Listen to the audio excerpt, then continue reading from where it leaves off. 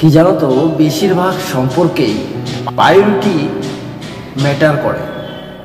সব সম্পর্কের মধ্যেই প্রায়োরিটি ম্যাটার করে, বুঝলে বস? তুমি যার জন্যে নিজের অনেক কিছু সুখ আনন্দ বাদ দিয়ে দেবে, তুমি যার জন্যে নিজের আনন্দগুলিকে ভুলে যাবে, তার আনন্দে তার সুখে মেতে উঠবে, একদিন দেখবে সেই তোমাকে বাদ দিয়ে নিজে অনেক কিছু করে ফেলেছে, একদিন সেই তোমাকে বাদ দিয়ে দিয়েছে। তাহলে সেখানে কি প্রায়োরিটি থাকে? সেখানে তুমি তোমার পাওনাটা কি পেলে? তুমি যার জন্যে সব কিছু ছেড়ে দিলে, যার জন্যে তোমার সুখগুলো বিসর্জন দিলে, সে তোমাকে বিসর্জন দিয়ে দিল। এই হচ্ছে প্রায়োরিটি। তো এটা প্রায়োরিটি নয়, এটা সম্পর্কের মধ্যে দুজনের মিল কখনোই হয় না।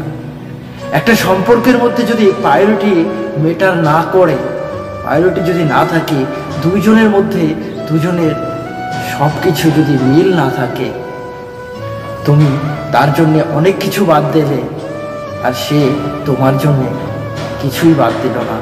সে তার জন্যে তুমি সব সুখ বিসর্জন দিয়ে দিলে আর সে তোমার সুখের কথা ভাবলো না। তোমায় নিয়ে তার ভবিষ্যতের কোনো চিন্তা ভাবনাই নেই, তুমি তাকে নিয়ে ভবিষ্যতের স্বপ্ন দেখছো, অথচ সে ঘুমিয়ে ঘুমিয়ে অন্য কারোর সাথে তার ভবিষ্যতের স্বপ্ন দেখছে। তাহলে সেখানে সম্পর্ক কিন্তু কখনোই টিকবে না।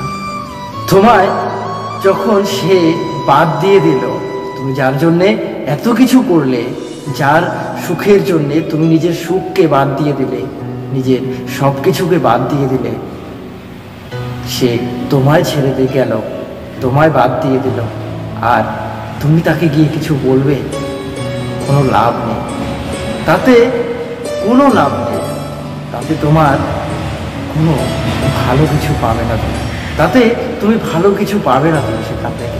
কেননা সেখানে তোমার কোনো মূল্য নেই, তোমার কথার, তোমার সম্পর্কের কোনো মূল্য দেবে না সে সেই সময়, কারণ তোমার প্রায়োরিটি তার কাছে ম্যাটার করছে না।